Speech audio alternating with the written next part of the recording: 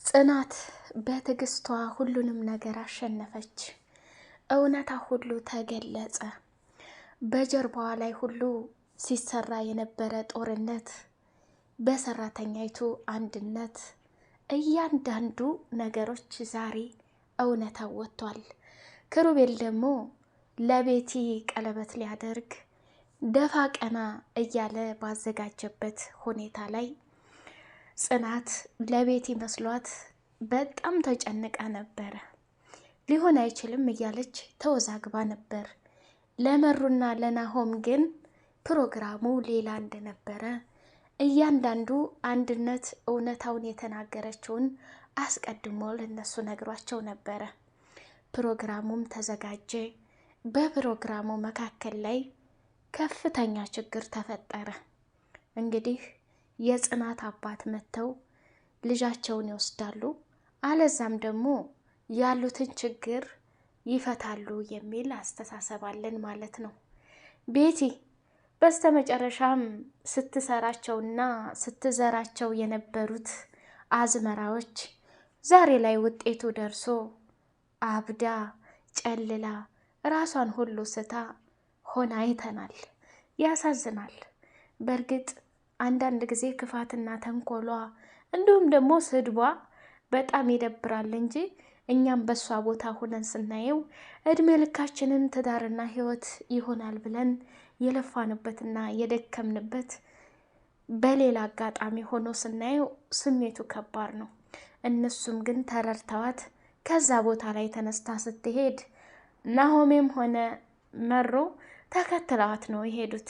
ጽናትም ቢሆን ኪራን ሳሎን ላይ ቁጭ አድርጋ ወደ ቤቲ ነው አቅጣጫቸውን ያደረጉት ማለት ነው። እንግዲህ አንዳንድ ጊዜ ስብዕና የሚባል ነገር አለ።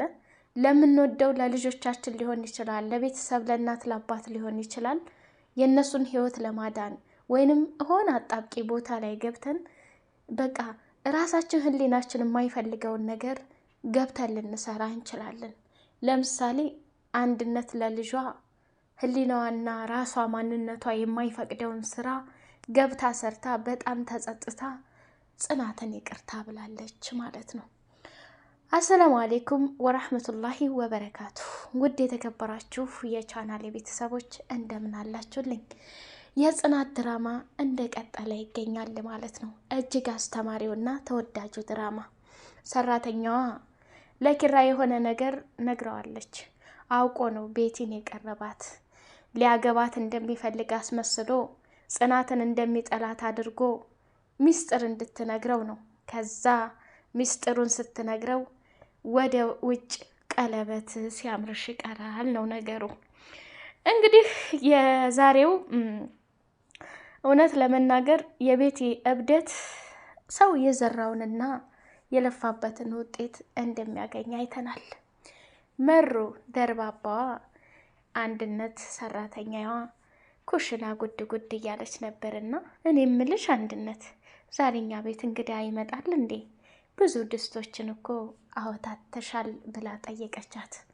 ባለፈው እንግዲህ ጽናት በጣም ልቧ ተሰብሮ ናሆሜን መጠጥ አለበት ቦታ ይዘኸኝ ሄድ ብላ አስገድዳ መጠጥ አለበት ቦታ ይዟት ሄዶ እየጠጣች እየተቃጠለች ሴትነቷና ክብሯን በመፍረሱ እየተናደደች እንዲሁም ደግሞ ለቤቲ ዛሬ ማታ የቀለበት ፕሮግራም መኖሩን እያሰበች በጣም እየተናደደች ቢራዋን እየተጋተች ብዙ ነገር ከናሆሜ ጋር አሳለፈች።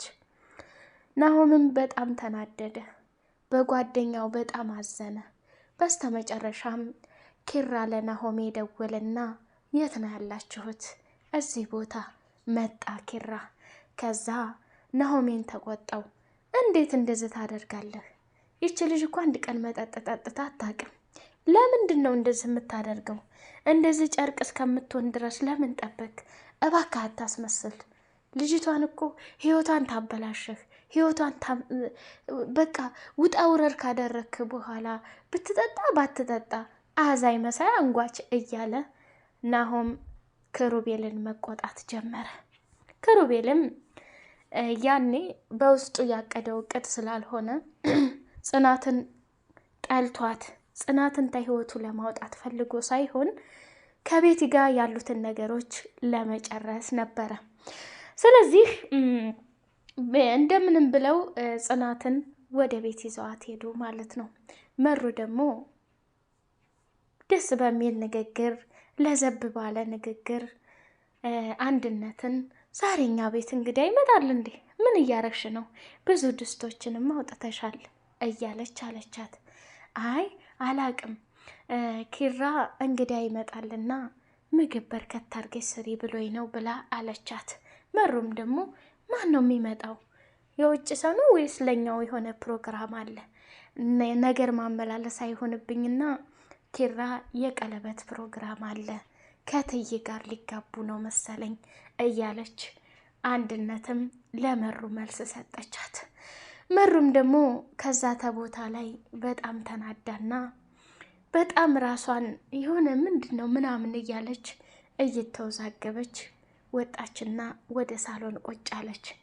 ኪራ እና ናሆም እንዲሁም ደግሞ ጽናት ወደ ቤት ተመለሱ።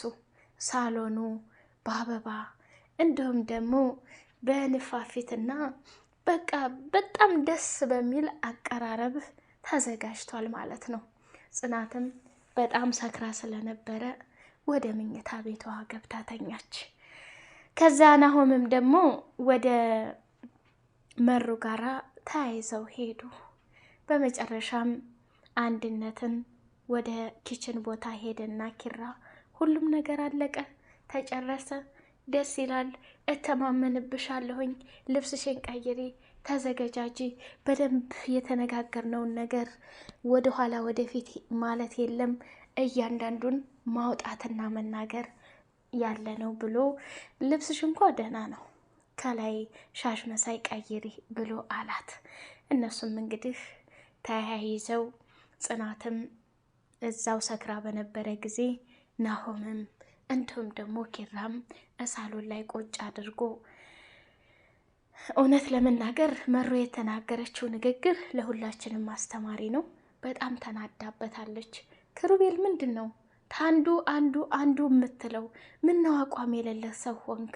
እኔ እኮ ከአዳማ ድረስ እየበረርኩ የመጣሁት ጽናትን ዳግም ስትጎዳት ለማየት አይደለም።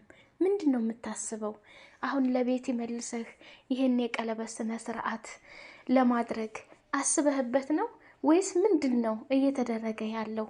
ብለው ሁላቸውም ናሆምን ቢሆን በጣም ተቆጣው፣ በጣም ጮኸበት። እሱ ግን ምንም መስሎ ሊሰማው አልቻለም። አዎ ወስኛለሁኝ፣ ስለዚህ ያም ሆነ ይሄ ለማድረግ ጨርሻለሁኝ ብሎ አላቸው። በጣም አዘኑ። ሁላቸውም ልባቸው ተሰበረ። ምክንያቱም ኪራ አሁንም ያወራውን አሁን ይቀይረዋል፣ አሁን በዚህ ያለውን አሁን በሌላ ያደርገዋል እና ከባድ ነው ነገሩ። አንድነት እንግዲህ ምግቧንም ሰራርታ ጨርሳ እሱም ሲመጣ ምግቧን ማጠናቀቋን እንዲሁም ደግሞ የሚያስፈልግ ካለ ንገሪኝ እያለ አላት። እሷም ደግሞ የታዘዘችውን ስራ በስነ ስርዓት እንደጨረሰች እሱንም ደግሞ አመሰገነችው። ኪራ እውነት ቃላት የለኝም፣ ከጸጸት አውጥተህ ዛሬ ነፃነት እንዲሁም ደግሞ ከልጄ ጋር ተገናኝቼ የራሴን ህይወት የምኖርበትን አጋጣሚ ስላገኘሁ በጣም ደስ ብሎኛል። ከረፈደም ቢሆን በጣም ነው የማመሰግነው ብላ እሱን አለችው። እንግዲህ ቤቲ ስታለቅስ አይቶ የተደሰተም ሊኖር ይችላል። እንዲሁም ደግሞ ጽናት አብራው መሆን አልፈለገችም። ምክንያቱም በጣም ልቧም ተሰብሯል። በጣም የቤቲ አለቃቀስና የቤቲ ሁኔታ ለሁላቸውም በጣም እንትን ብሏቸዋል ማለት ነው። እና ቤቲ ትወናዋ በጣም ጎበዝ እውነት መስላ ሳይሆን ሆና ነው የምትጫወተው። እውነት የራሷን የግል ህይወቷን እስኪመስለን ድረስ እጅግ አድርጋ ቤቲ አሳይታናለች ማለት ነው። ልትደነቅና ልትሸለም ይገባታል። የተሰጣትም ትወና ቢሆን መጨረሻ ላይ ያደረገችው ሪአክሽን በጣም ለየት ያለ ነው ማለት ነው። እና ቤቲ እንግዲህ ሁላችንም ክፉ ሰው አብዶ ክፉ ሰው የውጤቱን አገኝቶ ማየትን ያስደስታል። ግን አንዳንዴ ቁመን ስናስብ ያው የተንኮለኛ ሰው መጨረሻ ይህ ነው። የኔ ብቻ ካለች እኮ በቃ መመረዝም አልነበረባትም። ግን በአጠቃላይ በእውነት ለሰው ተንኮል የምትሰሩ ሰዎች የመጨረሻ ይህ መሆኑን ለሁላችንም ያስተምረናል ማለት ነው። እንግዲህ ኪራ ወደ አንድነት ጋር ሄዶ ምግቡ እንደተጠናቀቀ ስትነግረው ግን እኮ ጽናት ተኝታለች ብላ ስትለው ችግር የለውም እኔ ቀሰቅሳታለሁ አለና ጽናት ተኛችበት ቦታ ላይ ሄዶ አልነቃሽም እንዴ?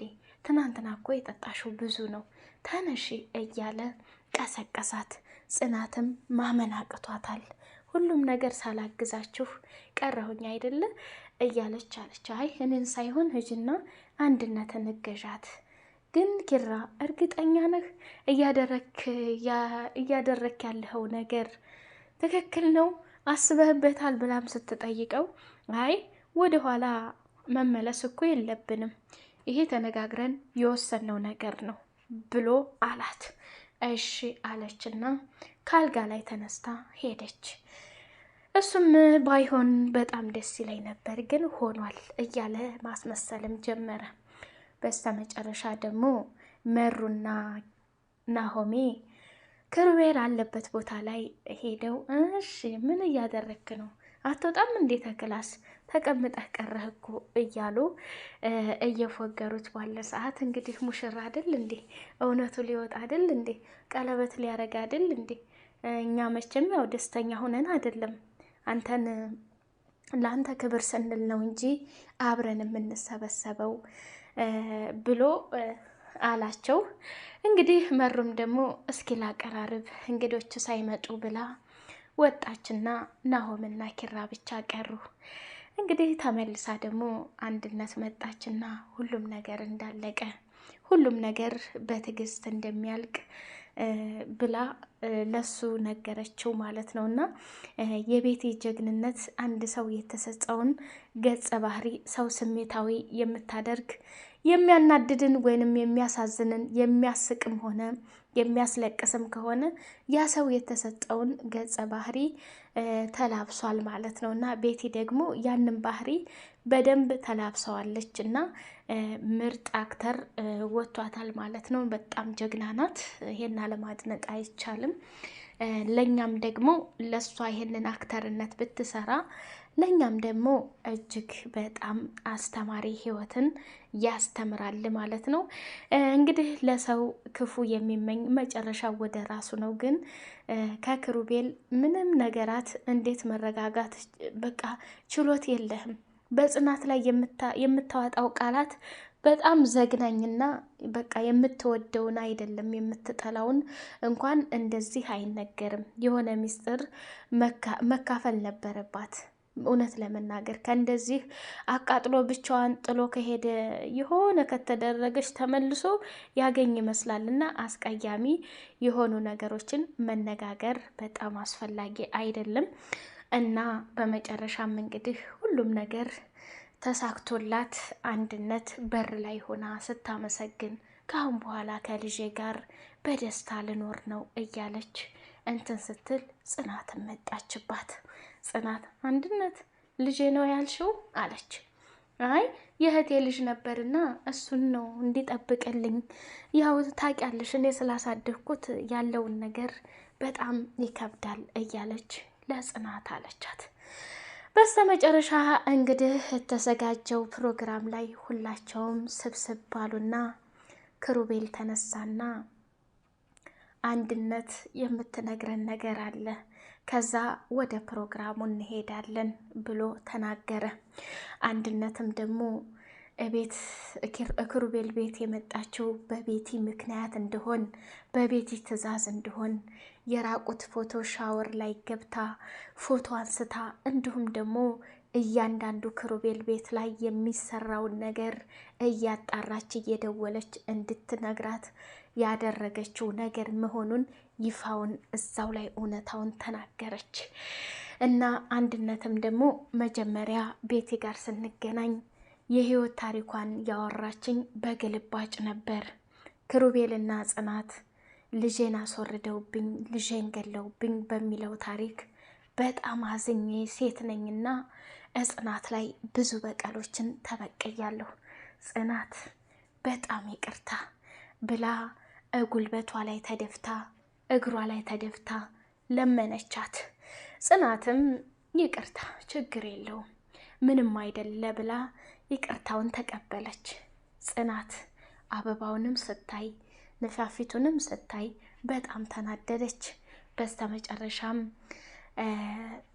ሰኒ መጣችና ጓደኛዋ ጽናቴ ምን ታረጊያለሽ እዚህ? ክሩቤል ቀለበት ሊያደርግልሽ ነው እንዴት መጣሽ? ኪራ ጠርቶኝ ነው ዝግጅት አለ ብላ አለችና እየተጨዋወቱ ባለ ሰዓት እያንዳንዱን እውነታ ሲወጣ ቤቲ ተንተባተበች።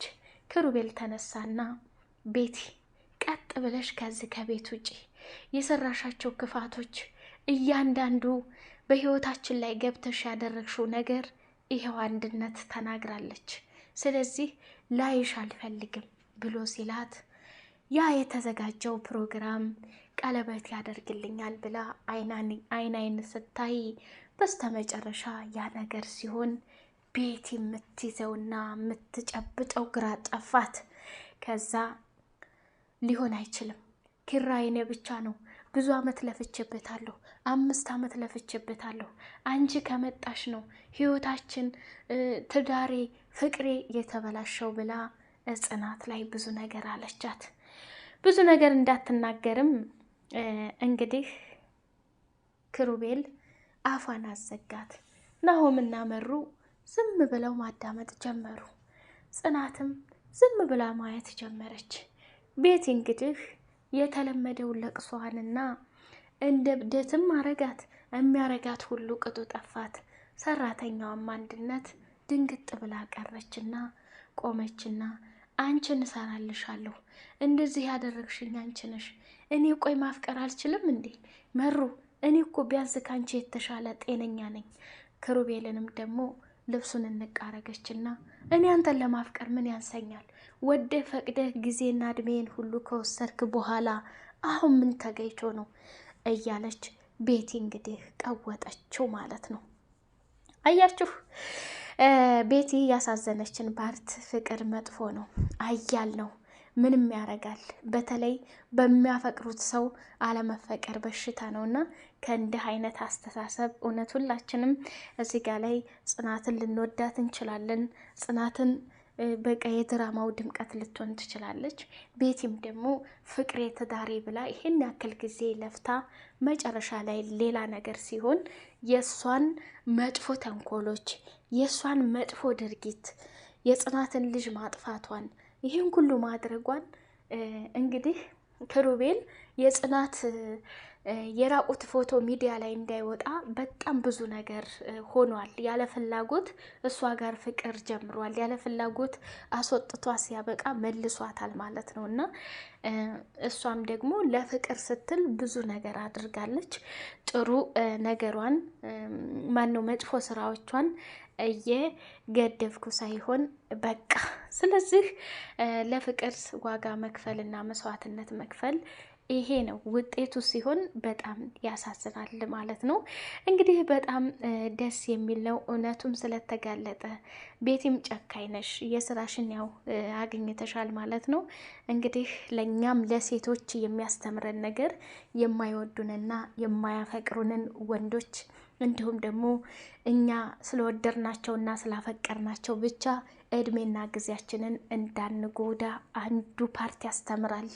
ሌላው ደግሞ ወንዶች እስከ ዛሬ ድረስ ቤቲን በቃ እንጋባለን እንዲህ እያለ በጣም ብዙ ጊዜያቶችን ወስዶባታል።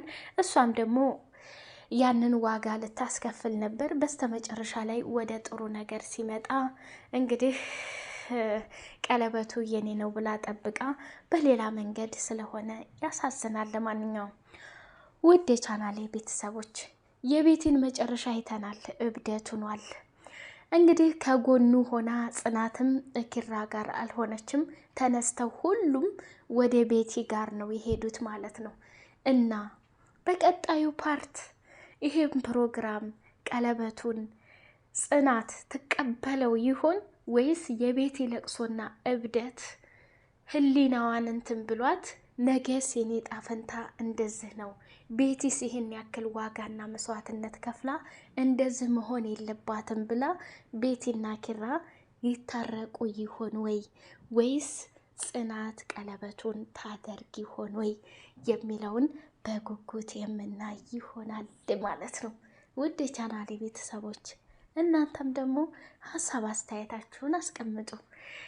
ላይክ ሰብስክራይብ እያደረጋችሁ አበረታቱኝ። በቀጣዩ ፓርት በጉጉት እስከምንገናኝ ሰላም ለሀገራችን።